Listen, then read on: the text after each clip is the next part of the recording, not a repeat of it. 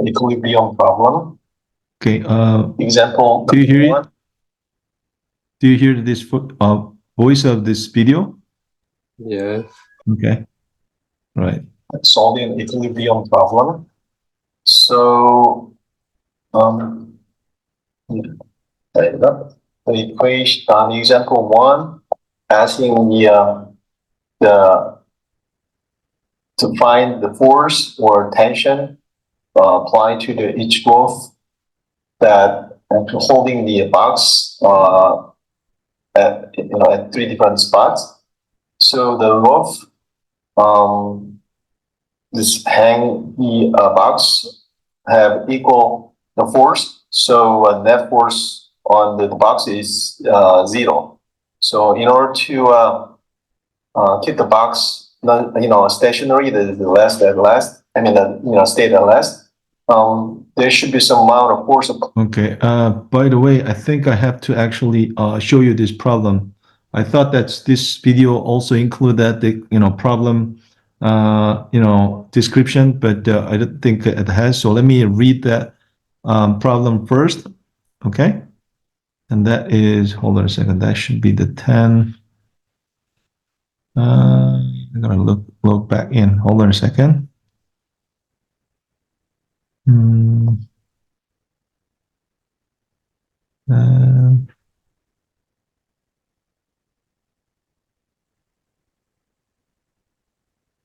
Okay.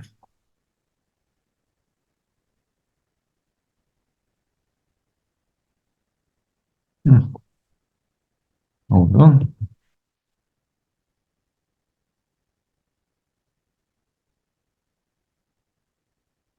Okay. So 10. There's 2. I think that is 10. Right. Vectors in the space. And I'm gonna just explain to you this problem. Okay, right there. Okay, so the problem is the solving an equilibrium problem. So the weight of 480 pounds and supported by 3 ropes, as is shown in this picture. So you see that the box right there just hang in the air, but it just attached the roof, the vertical direction, and the spot S is connected to the 3 different spot and X, Y, Z axis. So the point P, one is the pivot point, is connected to the vertical axis, like vertical point S. That P is 200. Another point on the y-axis 040, and the third point R is minus 200. So 3 point support this the point S with 3 lobes, and they actually have some kind of force or tension to bring that the box in the air. So we have to find the force or tension on each roof of these 3 strings or roof based on the vectorial operation. Do you understand this problem right now? I don't hear you. Yes. Okay, then I'm gonna, replay that video and you can just watch it.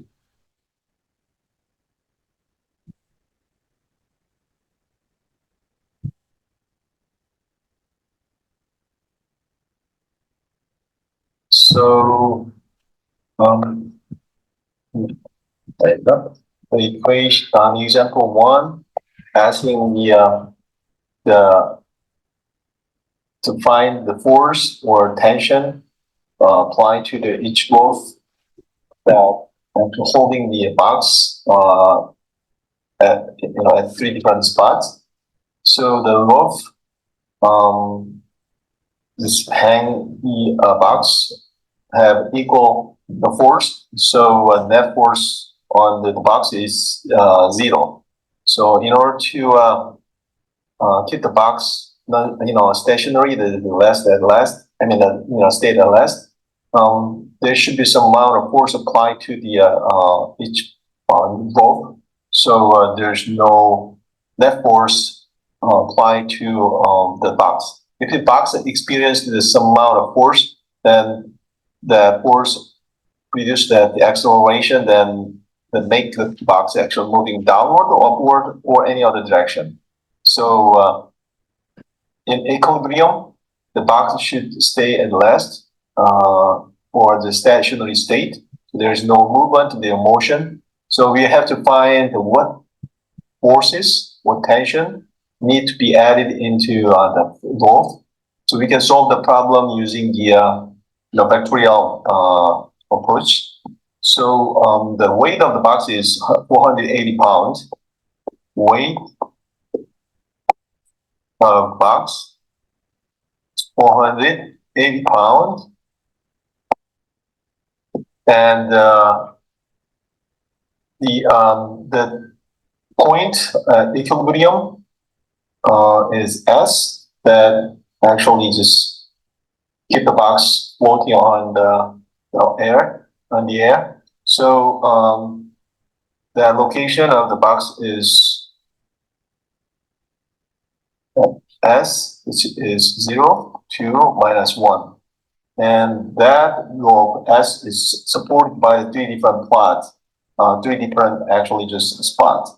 So let me draw the picture in three-dimensional space. You have X, Y, Z axes,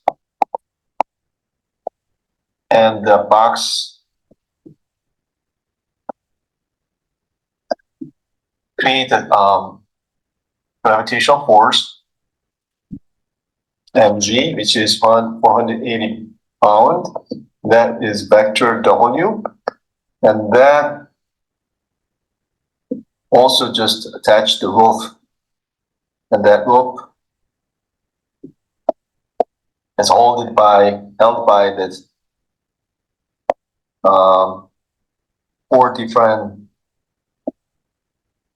three different actually spot on XY plane. That is P, Q, R. P is 0, 2, 2, and Q is 0, 4, 0, and R is -2, 0, 0. So the three different points hold this point S, which also hold the box 480 pounds. That S point S is 0, 2, -1. So in order to find the force exerted on the individual rope, we gotta actually just first estimate the vector. So number one, weight on the point S is W. So that is the downward due to the gravity. That is downward force. So you gotta first actually just estimate the vector of force. So here that is 0, 0, 480 minus 480 pounds because it's downward. So with that, next one is first, let's take a look at the unit the vector U, and this is vector B, and this is vector Z. Okay, so let's just check the vector U. Vector U, now we actually think of the magnitude of the vector U as force, and then we should actually find the direction of the vector U, which is vector SP. So that is SP over magnitude of SP. That is unit vector along the direction of SP. So that is same as unit vector. Now, that's just very straightforward because we know that the terminal point of those two vectors. So that is 2 minus 0, 0 minus 2, and 0 minus minus 1 divided by magnitude of the vector SP, that is 3. So that vector is force vector U times 2 over 3 minus 2 over 3 and 1 over 3. That's vector U. And number 3, vector V is the magnitude of vector V times normal vector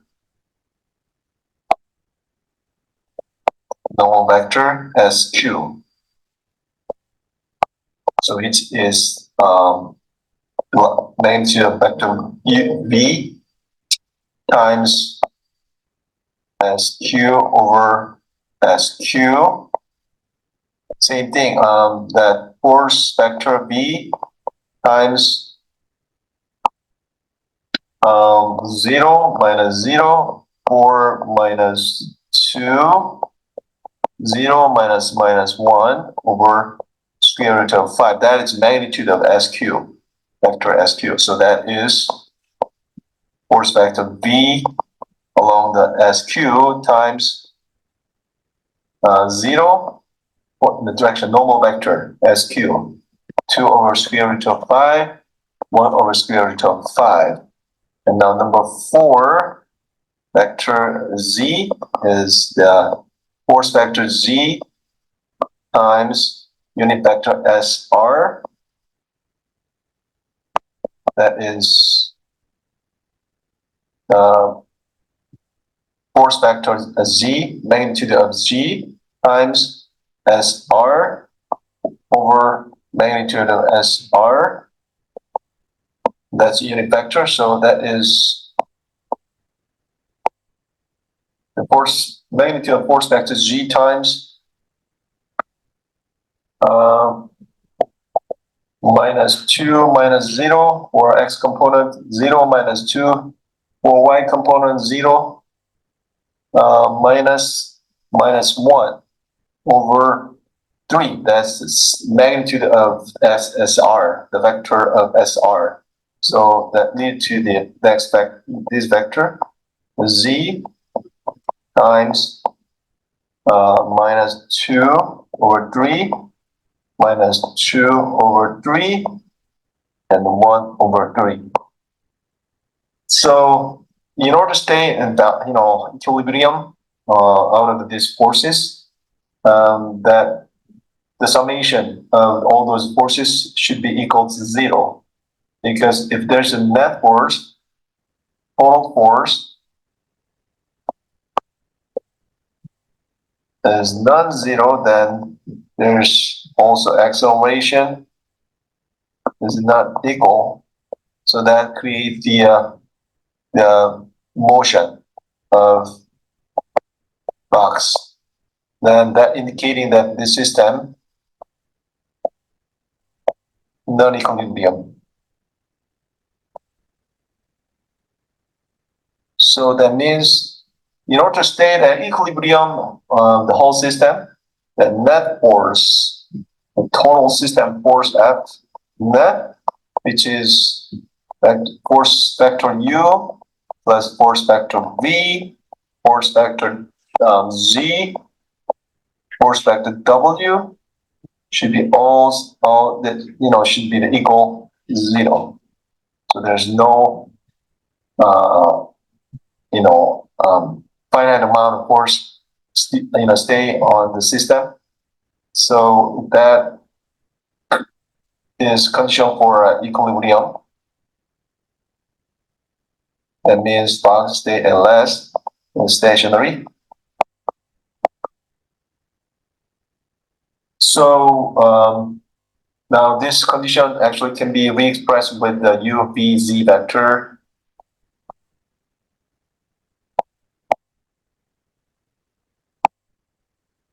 And U plus G, V plus G vector equals minus W vector. So with that, we can just actually estimate the U, V, Z out of this 3 and the 4 equation 4 condition. So with that idea, we can estimate the forces exerted or tensions exerted on each rope, extending to the the fixing point. Okay, so from that, you can actually just combine x, y, z component all together out of u, v, z vectors, force vectors. So the for x component,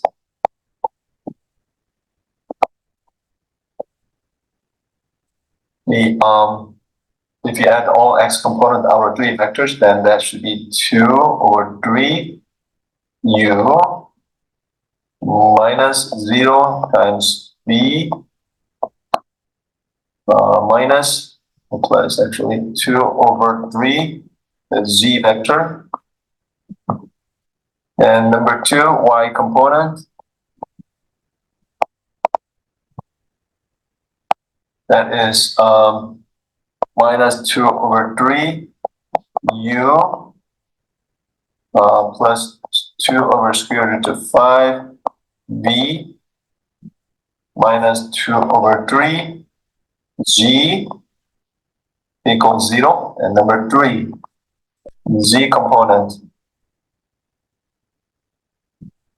that is minus 1/3 u vector plus 1/5 the v vector plus 1/3 the z vector equals 480, because that is this 3 vector is the 3 component is the ones for the w vector, actually minus w. So from that, now you have 3 unknown variables, but you also have 3 equations. So based on the linear algebra, you can actually just drive the numbers for u, v, z vectors. So from that, u vector, the force along the SP, the point P, the force exerted on the roof along the SP is 360 pound, and the V vector should be 536.7 pound, and the Z vector should be the 360 pound. So those, if this 3 different number of forces apply to the roof attached to the point S to the 3 different points, then that point S should be the equilibrium, and then no movement, nothing, and just stay at last. That's all vectorial summation out of these 3 vectors should be same as W vector, which make that attached box stay at last, and no movement, nothing, so no force applied. Okay, that's the answer for this question. Okay. Luke, do you hear me? So do you have any question about the derivation of these solutions? Any part of the solution is not understandable? No. So that makes sense? Yeah. Okay, can you maybe just change the angle of the camera so I can see you while you're actually listening to me? Okay, that's good. Okay, next one is we are actually about to start chapter 10.3 for cross product and the dot product. So next video will show you that definition of cross product. So let me show you that video. Again, if you have any question, let me know after you're watching this video. Okay. So 10.3, the cross product and dot products. We already just went through the definition of dot product the last time. So this time we will take a look at the mathematical expression of cross product, and that's its mathematical definition too.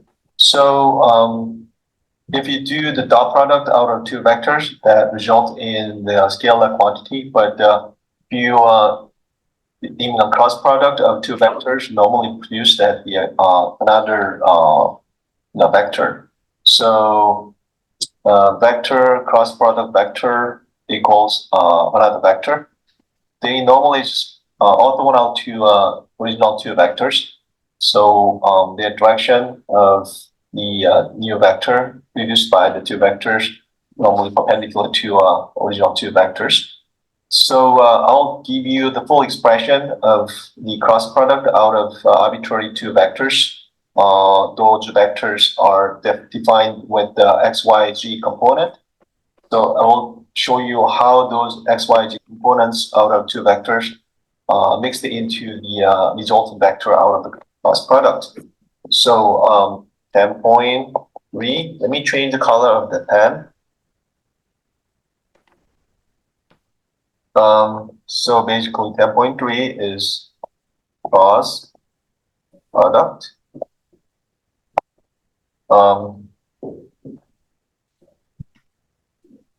So let's just U vector defined with the U1 I for x component, U2 j y component, U3 k g component, and another vector v, same thing, v1 I for x component, v2 j y component, v3 k g component. So cross product out of these two vectors basically expressed with the matrix. So U cross products is B defined by matrix. So the first row of this matrix consists of unit vector I, j, k, and second row has the x, y, g component of u vector, and third row is out of the b vector, second vector, b1, b2, b3.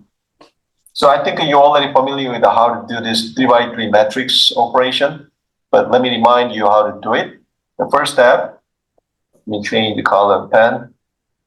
For x component out of this one, you have to reduce the 3x3 to the 2x2. But first step, you have to delete the column and row out of the x component. So you take that out of the 3x3 matrix, only leave the 2x2 matrix of non-x elements. So that is I times U2, U3, B2, and B3. Yeah, one thing you have to make sure, you gotta just multiply this sign indicator minus 1 to the power of 1 plus 1. That is usually, this one is the column number, and this is row number. You can just add it, then that's it. And the second j, same thing. You have to pick up the non-y component out of second and third row, and this one, this one, this one, this one, and that is U1, U3, and B1 and B3. Same thing. You have to multiply the sign indicator, and the power of that minus 1 should be 1 plus 2, because that j is first row and the second column. So that should be, this should be I, this is j. And number 3, k, g component out of this, same thing. You have to pick up this non-z component out of 3x3 matrix. So that is U1, U2, V1, V2, and multiplied by sign indicator minus 1. So that the power of that sign, it should be the 1 plus 3. So that is I, and that is j. So from that, this linear expression should be given by algebraic expression out of this 2 by 2 matrix reduced form of the 3 by 3 matrix. So this one, minus 1 to the power of 2 is positive 1, and this one is negative 1, and this is positive 1. So eventually this equation should be simplified this form. So now you know how to do the 2 by 2 matrix operation, right? So from that 2 by 2 matrix, you can find that the coefficient for the unit vector I. So that is u2 times u3, b3. The b3 minus u3 times b2 I minus u1 times b3 minus u3 times b1 j plus u1 times b2 minus b1 times u2 the k. That is full algebraic expression of the u cross product of b vectors. So that is resulting cross product vector. You can sometimes just plug this minus sign into this formula, so you can actually stay consistent with their expression. So that should be u2 v3 minus u3 the v2 I plus u3 v1 minus u1 v3 times j plus u1 v2 v2 u v1 and u2 the k. So that is full expression of the u cross product of v. Okay, so let's take a look at the example to find out how to use this formula. So the example is number one. The u vector is I 2j plus k. So its terminal point of this vector is 1, 2, 1, and the b equals 3i j plus 2k. So the terminal point is 3, 1, 2. So that.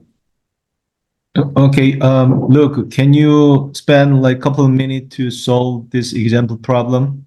I'm gonna leave this screen on so you can just take a look at, you can use this formula to solve this problem. So you got a cross product u and v with these two terminal point. Can you do that? Okay, just a couple of minutes. Maybe a 1 minute is enough. If it's not enough, then let me know. They'll give you more time.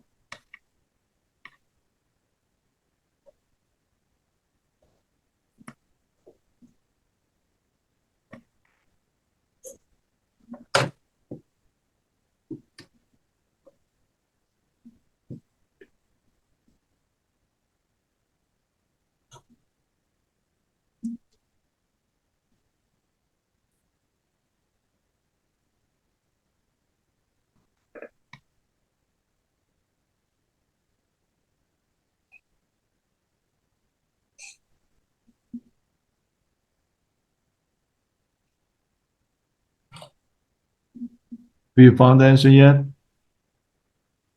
No. Not yet? No. Okay. I'm gonna give you the 1 more minute to then finish up.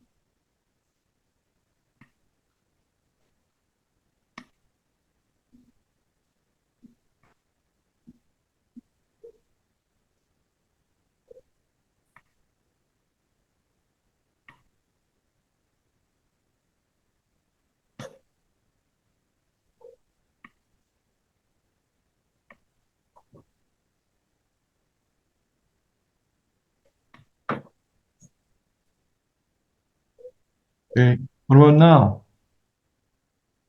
No. Are you still working on it? Yeah. Okay.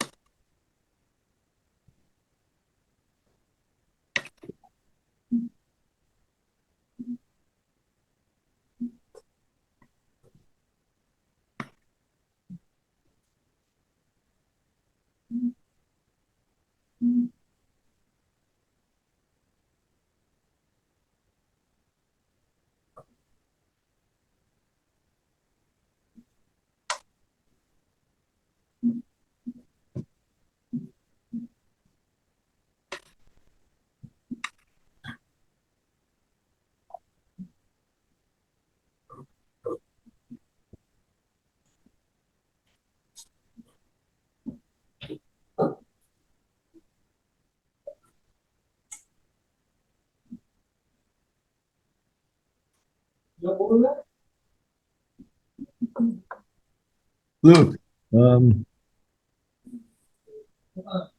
you be able to solve this problem, or do you think you get the answer? No. Okay. Any part of the equation is unreadable? No. Okay. So then let me just continue on this video and just you can cross check your answer with the solution. Okay. Do you need more time? Do you want to just complete, or do you want to just get the solution and answers? Solution. Okay. So let me keep playing then. Now let's take a look at the U cross product B out of this. U cross product B is I, J, K, 1, 2, 1, 3, 1, 2. So that is what?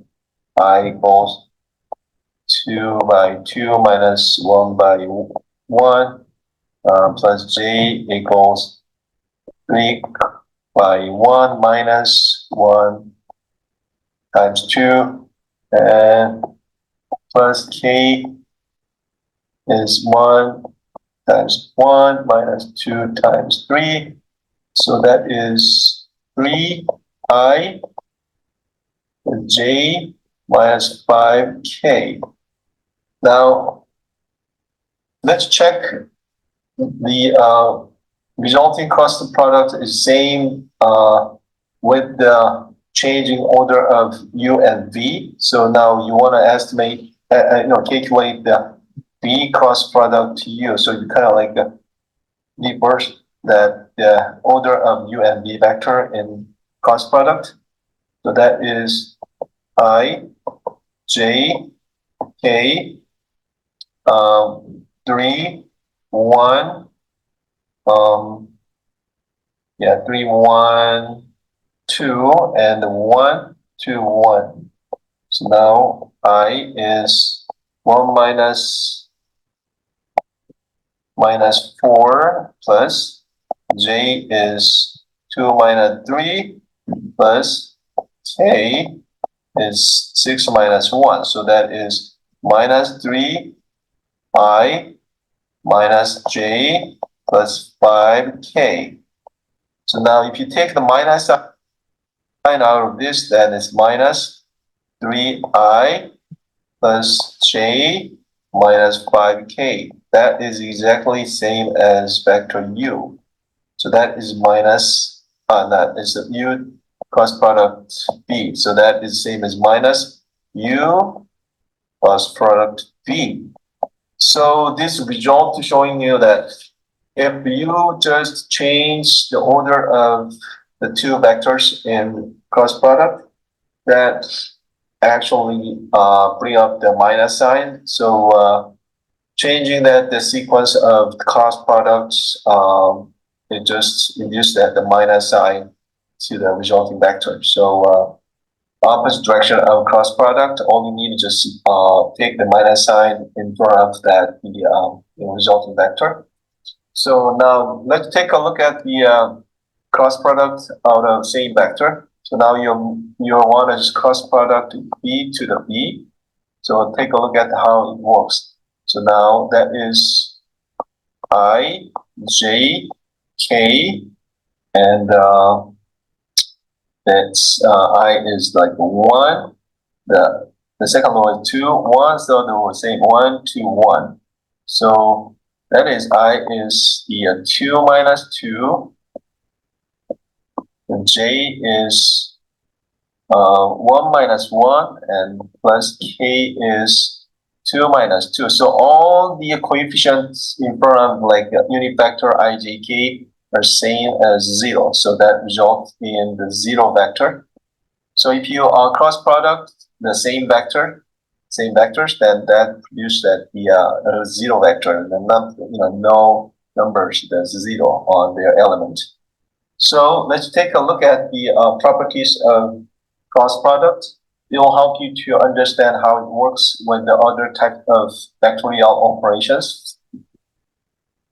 So number 1, algebraic property of cross vector. Algebraic property of cross product. Number 1, as I already showed you, the cross product of two vectors would be same as minus of the cross product, but in opposite sequence. And number 2, if you cross product to the summation of two vectors, then the cross product will be applicable to each vector inside the bracket separately. Number 3, scalar quantity could be applied to or multiplied to two vectors with the cross product, but all you need actually just multiply scalar quantity to one of those vectors. It doesn't matter the one before, one after. All you need is actually plug that scalar quantity into one of those vectors, then that result should be same. So that is C U cross product B or U cross product C and B. They all should be same. Number 4, obviously, if you just cross products 0 to the v, any vector, that should result in the 0 vector. Number 5. Now, I already mentioned if you cross product the same vector, that results in a 0 vector. Number 6. And now you have dot product to the cross product to the resulting vectors out of the cross product, then that should be same as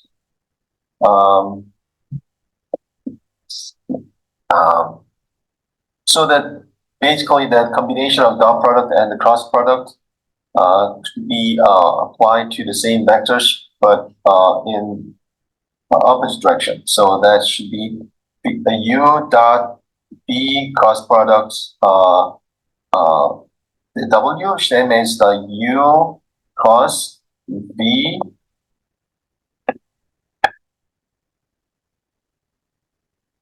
dot w. That should be same. Okay, so that is the interesting actual property of the cross product. So the combination of dot and cross product, it just stay the same, even if there's applied 3 vectors, opposite. And now next property is geometric property. Geometric property. Geometric properties. So number 1, geometric property of the cross product. Normally, the cross product is orthogonal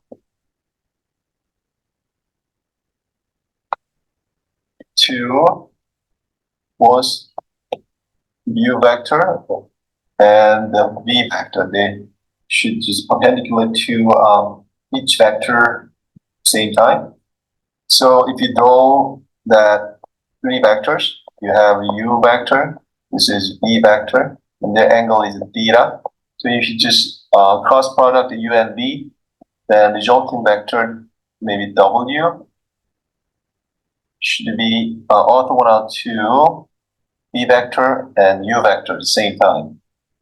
And because of that too, the magnitude of this cross product is same as the magnitude of multiplication of magnitude of each vector times sine theta. Here's the theta is the angle between the u and v vectors. Okay, so number 3, if and only if the u and v vector are scalar multiples of each vector, then u vector times v vector should be equal to 0. So I can just actually prove this idea. So if, for example, u vector is multiplication or multiple integer of u vector, like this. So here n is scalar integer, then u cross product v should be 0. So now let's just replace v with this and u. Now that is n u, and n scalar quantity could be out of the cross product. So that is n times u cross product then u. So now you cross product to the same vectors. So that should be equal to 0. So that n times 0 equals 0.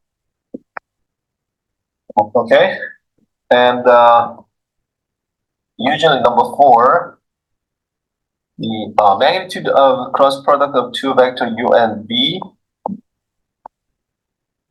is normally area of the parallelogram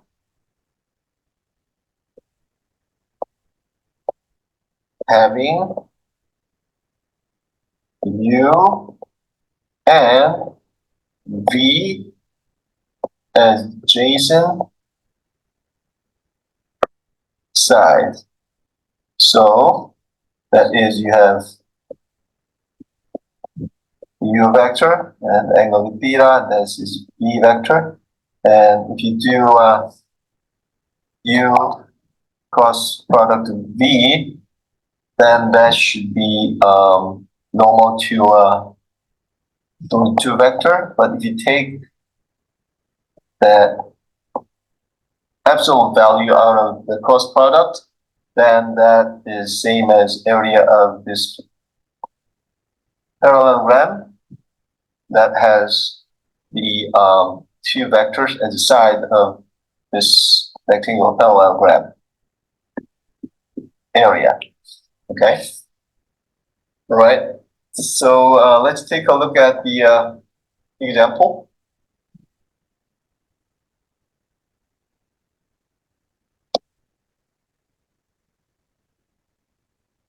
So example number 2.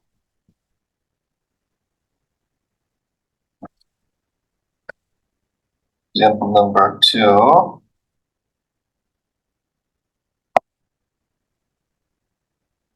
So here, U vector is 3i minus 4j plus k, and the V vector is minus 3i plus 6j plus 0k.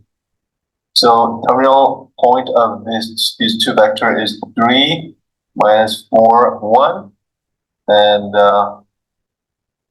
minus 3, 6, 0. So let's take a look at the cross product out of these two vectors. U cross product B equals, now I j k is 3 minus 4, 1, and minus 3, 6, 0.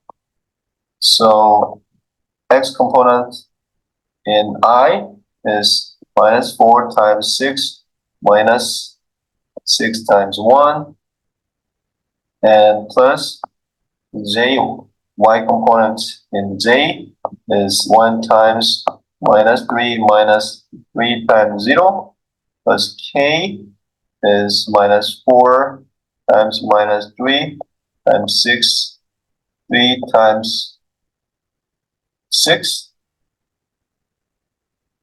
So that is the 6 minus 6i plus minus 3 is j, and plus 6k. Okay. Now here, this one should be first. That 3 times 6 minus 4 times minus 3. So that is the cross product out of the two vectors, and the magnitude of this vector is now is 3. If you take a 3 out of this, then that should be minus 2i minus j plus 2k. So from that, magnitude of this cross product is 3 square roots of 2 square plus 1 square and 2 square. So that is 3 times square root of 9. So that is 9. And so unit vector of this cross product, or a normal vector of u and v, should be normalize the cross product with the magnitude of a unit cross product v. So that should be u cross product v normalized by the magnitude of those vector should be 9 over 1 over 9 times 6I minus 3J plus 6K. That is minus 2 over 3I minus 1 over 3J plus 2 over 3K. That is unit vector. You see that is W.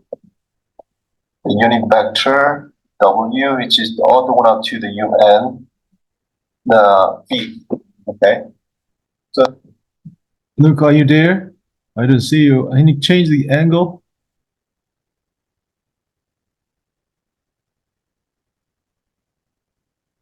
Okay.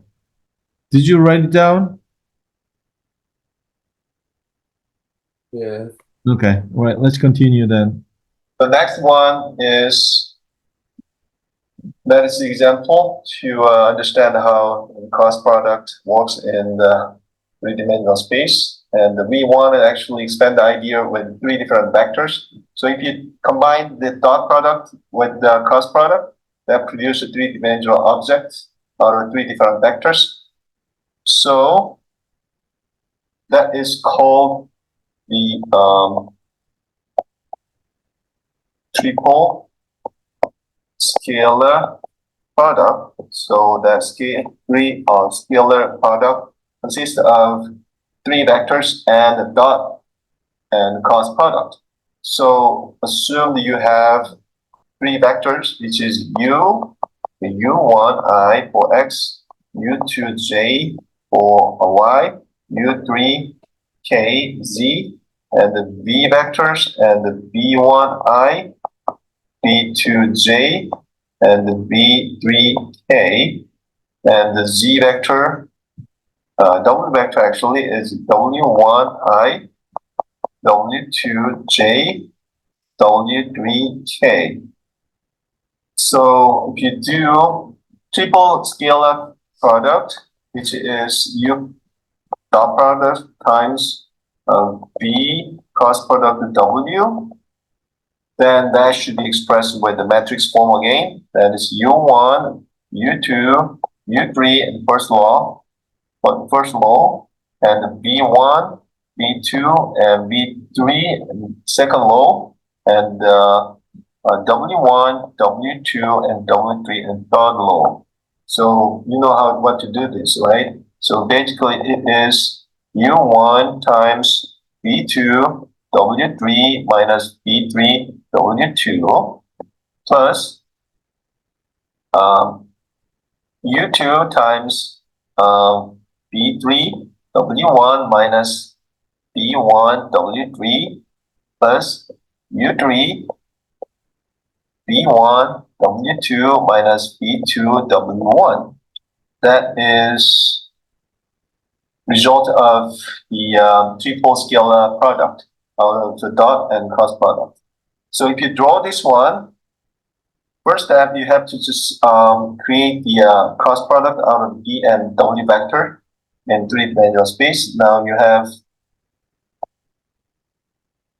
two vectors. Okay, so let's take a look at U and W vector first. If the V vector is this direction and W vector is this direction, then dot product of these two vectors should be this direction, orthogonal to this U vector and V vector and W vector, then is B cross product W. And now the U vector is just pointing that this direction.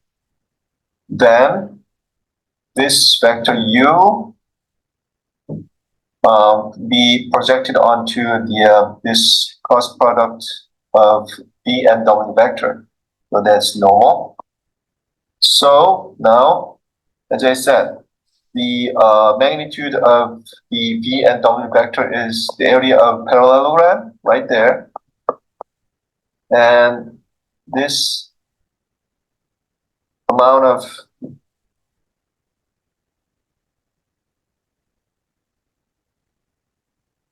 the length of this projected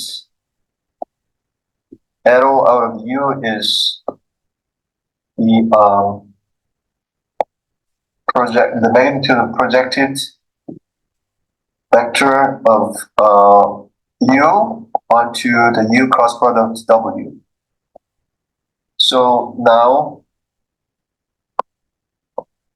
the triple scalar product is basically this projected the vector out of U with this area, so that actually correspond to the volume V. So the area S is, as I said, this is the area of base. That is the magnitude of cross product B and W, and the volume is usually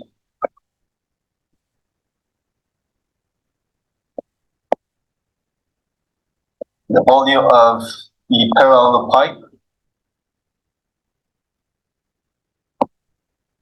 which is made out of the three vectors. So that is actually correspond to the U, the three scalar product from U, V, W. So if you take that the cross product, three scalar product, that is same as the volume V of parallelogram that is made out of the three vectors. So we can estimate that the volume of this U and V and W with the example. Let's take a look at the example first. So that is example 5, and U vector is 3I, 5J, and the K, and the V vector is 2J and 2K, and W vector is what? 3I, J, and K. From that, you can easily estimate the volume of that with this triple scalar product, which is 3 minus 5, 1, 0, 2, minus 2, and 3, 1, 1. So from that, the answer is 3 times 2 times 1 minus 1 times minus 2 plus minus 5 minus 2 times 3 minus 0 times 1 plus 1 times minus 2, no, not minus 2, that it should be 0 times 1 minus 3 times 2. So that results in 36. So that is volume of the parallel pipe made out of these three vectors.